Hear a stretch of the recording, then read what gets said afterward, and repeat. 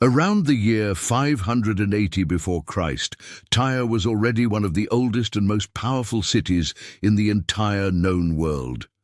A rocky island rising in the middle of the eastern Mediterranean, less than a kilometre from the coast of what is now southern Lebanon, surrounded by walls that seemed to grow directly from the sea.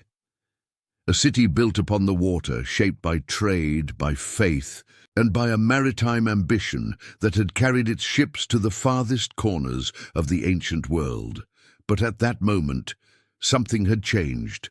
Jerusalem had just fallen before the armies of Babylon, and now the same power that had destroyed the Temple of Solomon turned its eyes toward the Phoenician coast.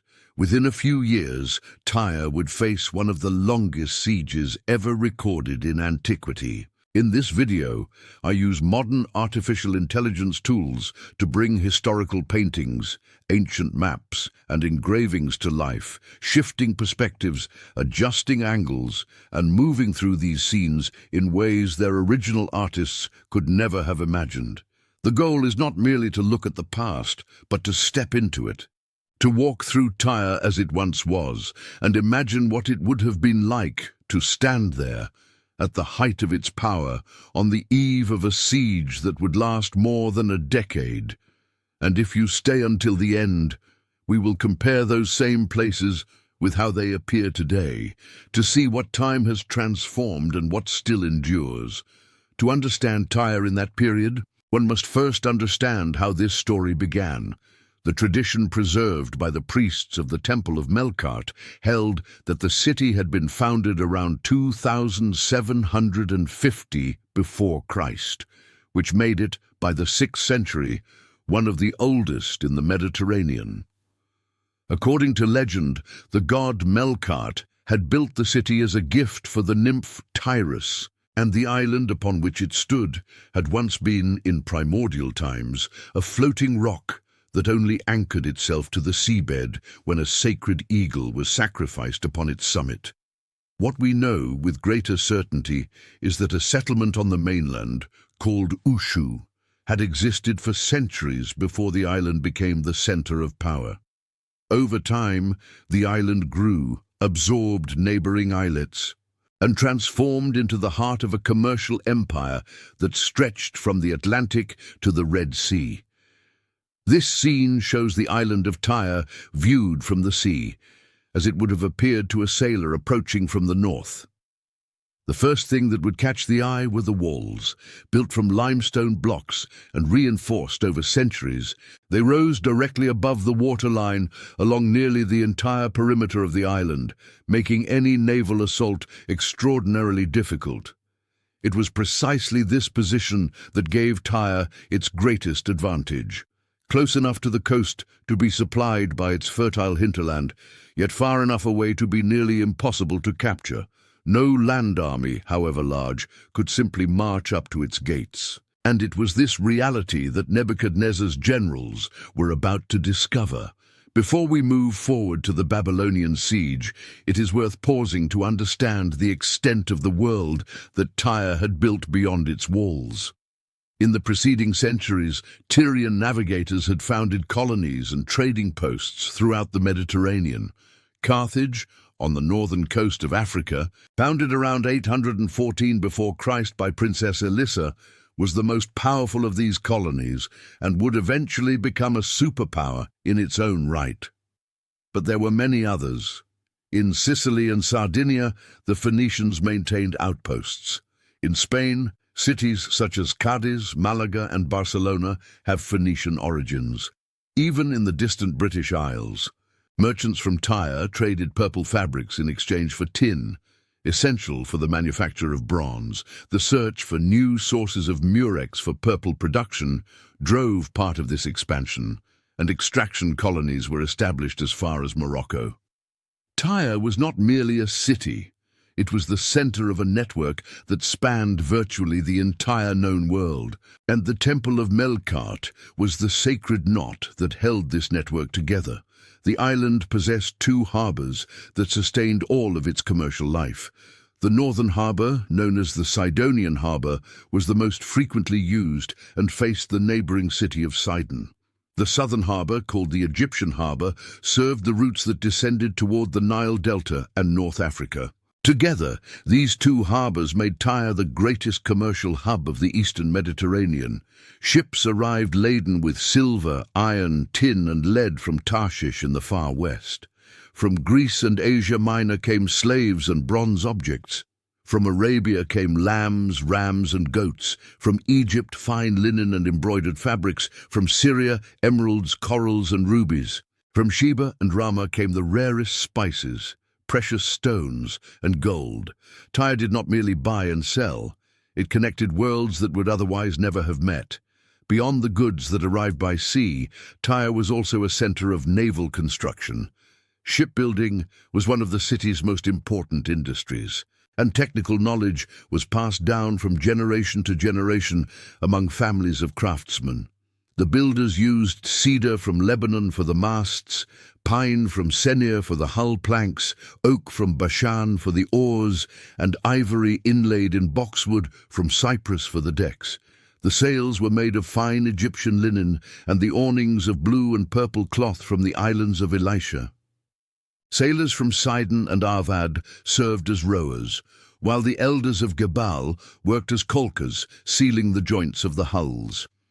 It was an industry that involved materials and labour from across the entire region, and the ships that left the dockyards of Tyre were considered the most advanced in the Mediterranean. At the heart of the island stood the Temple of Melkart, the most sacred structure in the entire city. Originally erected by King Hiram in the 10th century before Christ, upon the remains of an even older sanctuary, its facade was preceded by two monumental columns, one sheathed in gold and the other made of a great green stone that glowed at night, possibly a type of emerald or Phoenician glass. The Greek historian Herodotus, who visited the temple about a century after the period we are observing, was impressed by its antiquity and its wealth. Melkart was not merely the patron god of Tyre.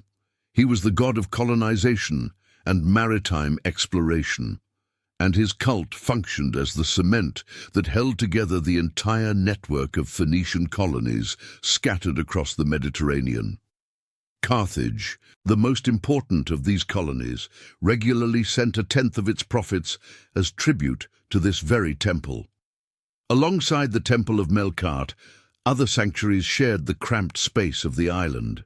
There were temples dedicated to Astarte, the goddess of fertility and love, and to Baal Shamem, the lord of the heavens. Phoenician architecture favoured facades with double columns, short staircases at the entrance, and enclosed sacred spaces containing cube-shaped altars. The buildings were constructed with limestone blocks and mud bricks, but cedar from Lebanon was used abundantly in the internal structures and roofing. An unfortunate choice for posterity, since wood does not survive the centuries as stone does. Ordinary houses had multiple stories, perhaps as many as 6, pressed tightly against one another on an island where every metre of land was precious. The population reached 25,000 inhabitants packed into that narrow space, living in buildings taller than those of any other city in the ancient world. But perhaps nothing defined Tyre as singularly as its purple industry. The pigment was extracted from a marine mollusk called murex, found in abundance in the shallow waters around the coast. According to legend, Melkart himself had discovered the colour when his dog bit one of these snails on the beach and was left with its mouth stained a deep violet hue. The nymph Tyrus, enchanted, asked the god for a tunic of that very colour, and thus the manufacture was born. In practice, the process was laborious and foul-smelling. Thousands of mollusks were harvested, cracked at the precise point to extract a glandular secretion, and then boiled in large stone vats for days. The smell was so strong that the factories were always located on the outskirts of the city near the coast. Approximately 12,000 mollusks were needed to produce a single gram of pigment, which made fabric dyed in Tyrian purple literally more valuable than its weight in gold. This color became synonymous with royalty and power throughout the ancient world, and Phoenician dominance over its production was an industrial secret guarded with extreme care. The exact manufacturing methods were never openly shared, and the variations in shade, from deep blue to crimson red, depended on precise combinations of mollusk species, durations of sun exposure, and boiling techniques that the dyers mastered as a form of primitive alchemy. Centuries later, when the Roman Empire adopted purple as the imperial color, Emperor Nero went so far as to decree the death penalty for anyone who wore or even purchased fabric of this color without authorization. It is likely that the very name of the Phoenicians derives from this color. The Greek word phoinikes, which designated this people, is linked to phoenix, meaning purple or crimson. In other words, for the Greek world, the Phoenicians were literally the people of the purple, and Tyre was the absolute center of this industry. Mountains of discarded murex shells accumulated over the centuries around the city, one of them in Sidon reaching 40 meters in height. A silent testament to the industrial scale of this production, the dyed fabrics were exported to every corner of the Mediterranean and beyond. And this single commodity, more than any other, financed the Phoenician colonial expansion and sustained the power of Tyre for centuries. Tyre also had a deep relationship with the Kingdom of Israel, an alliance that had shaped both civilizations. In the 10th century before Christ, King Hiram of Tyre had sent cedar from Lebanon, skilled stonemasons, and craftsmen to help King Solomon build the Temple of Jerusalem. In return, Israel provided wheat, honey, olive oil, and access to the overland trade routes that crossed Syria and Mesopotamia. This partnership made both kingdoms wealthier and more powerful than they would have been alone.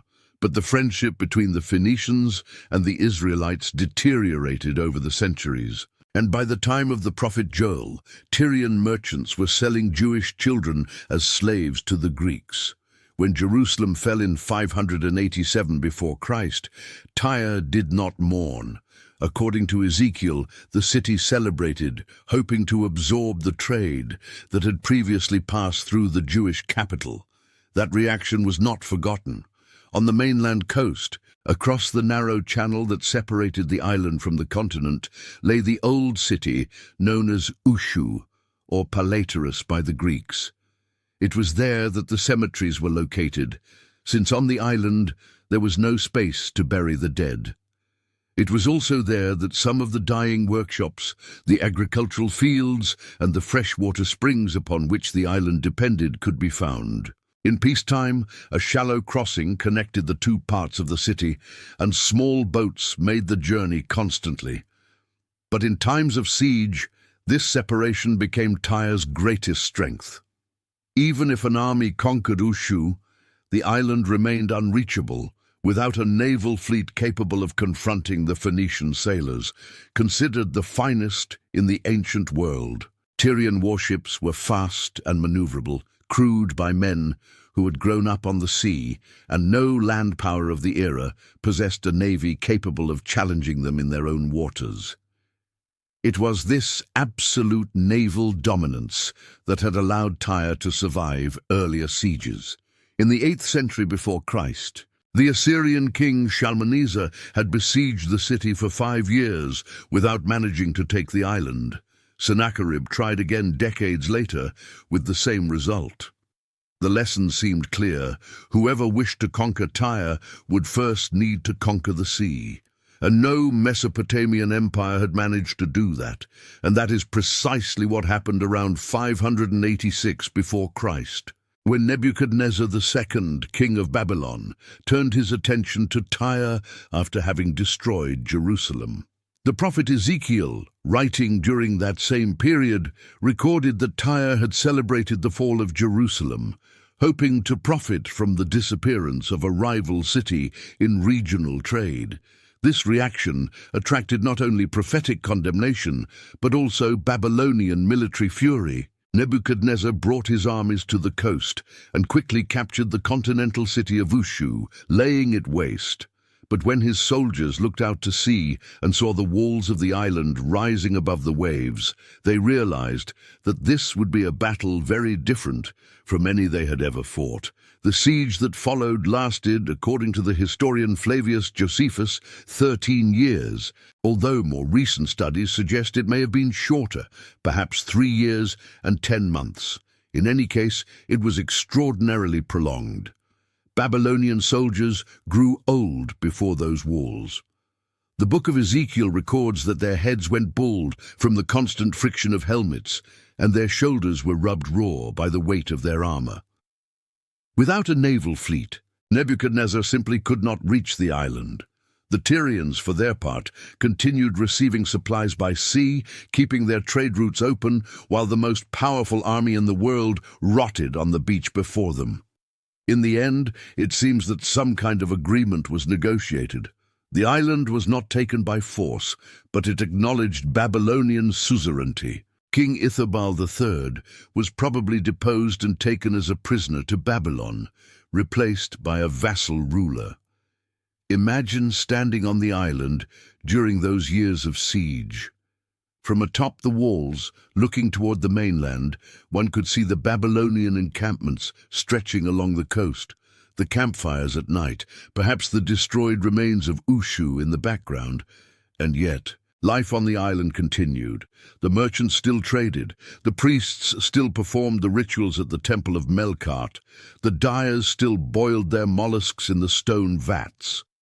There was a strange normalcy to the resistance, as if the very geography of the city, that rock in the middle of the sea, ensured that life could go on, even when everything around it was crumbling. But the Babylonian siege, even though it failed to take the island, marked the beginning of a long decline. Much of the overland trade that had passed through Ushu was disrupted. The trade routes with the east, which depended on the political stability of Mesopotamia and the Levant, were severely affected.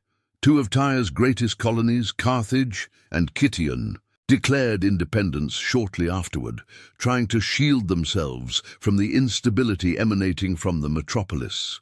The city that for centuries had been the center of a commercial network connecting 3 continents began to contract, to lose influence, to depend increasingly on foreign powers for its survival. And along with the ships and the merchandise, something more subtle had also spread from Tyre and the other Phoenician cities: the alphabet. The Phoenicians had developed a compact and efficient writing system derived from older scripts that was adopted by the Greeks and eventually gave rise to the Latin and Cyrillic alphabets. The very letters you are reading now carry in their form the legacy of scribes who worked in the shadow of the walls of cities like Tyre, Sidon, and Byblos. It is perhaps the most enduring legacy of this people, more permanent than any temple or wall, a silent contribution that shaped human communication forever. After the Babylonians came the Persians, who conquered Tyre around 539 before Christ. Under Persian rule, the city maintained a degree of autonomy and continued to prosper, but it never recovered the hegemony it had held in previous centuries. Its ships now served the Persian navy, and its sailors fought the wars of others. And then, more than 2 centuries after the siege of Nebuchadnezzar, came Alexander the Great.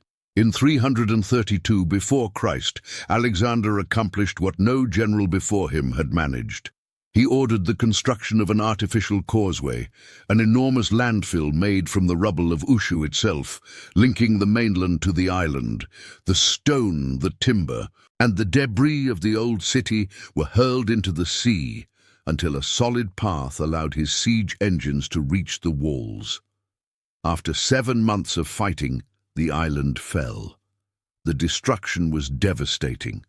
Alexander had 2,000 men of military age crucified and sold 30,000 inhabitants into slavery. The rubble of the continental city was so thoroughly removed for the construction of the causeway that, according to experts, the exact location of ancient Ushu remains a matter of archaeological debate. The island city, in turn, was sacked and set ablaze. Alexander marched directly to the temple of Melkart and there made his sacrifice, the gesture the Tyrians had tried to prevent and that had cost them the destruction of their city. The causeway he built was never removed. Over time, sand accumulated around it, and what had once been a proud island became a peninsula, permanently joined to the mainland. The geography that had protected Tyre for millennia was altered forever by a single act of military engineering. Now, I want to bring you to the present and show how these places appear today. Thank you for being here, and if you have suggestions or requests for future cities, please share them in the comments. Let us begin. The rocky island that once rose proudly in the middle of the sea is today a peninsula on the coast of southern Lebanon. The modern city of Sur, as Tyre is called in Arabic, has grown upon the layers of civilizations that preceded it. Where the Phoenician walls once stood, there are now residential buildings and narrow streets. Alexander's causeway, widened by centuries of natural sedimentation, permanently transformed the coastline. The Sidonian harbour to the north is still partially visible, but the Egyptian harbour to the south has almost completely disappeared, lost beneath urban expansion and the rise in sea level. The Temple of Melkart has never been found with certainty, although excavations beneath the Crusader Cathedral have revealed remains of monumental Phoenician constructions that may have belonged to the sacred complex. The most visible archaeological remains today are primarily from the Roman and Byzantine periods. The Hippodrome, the Albas necropolis with its ornate sarcophagi, the Triumphal Arch, and the Roman Avenue are the landmarks visitors encounter. Of the Phoenician layers, very little has survived on the surface. Most of it remains buried beneath the modern city or submerged in the waters around the peninsula. In 1984, UNESCO declared Tyre a World Heritage Site in an effort to protect the archaeological sites from the damage caused by the Lebanese civil war and uncontrolled urban development. Since then, the city has endured bombardments in 1982, 1996, 2006, and again in 2024, each conflict bringing new risks to the ancient structures. The purple factories disappeared centuries ago, and the murex was virtually driven to extinction in local waters by the industrial exploitation of antiquity. But the beaches of Tyre are still dotted with shells, silent remnants of an industry that once dressed kings and financed empires. Today, the historian Ernest Renan described it as a city of ruins built upon ruins. Tyre is the fifth largest city in Lebanon, with approximately 200,000 inhabitants in the urban area, including populations of Palestinian refugees living in 3 camps nearby. Fishing remains one of the main economic activities, a distant echo of the city's millennia-old relationship with the sea. Tourism, when the political situation permits, attracts visitors who walk upon the same stones where Phoenician merchants, Roman soldiers, and Crusader knights once passed. Knowing what we know now, it is strange to think how ordinary everyday life must have seemed to those who lived there at the time. The merchants trading at the harbour, the priests lighting the sacred fire at the temple, the dyers cracking shells on the coast.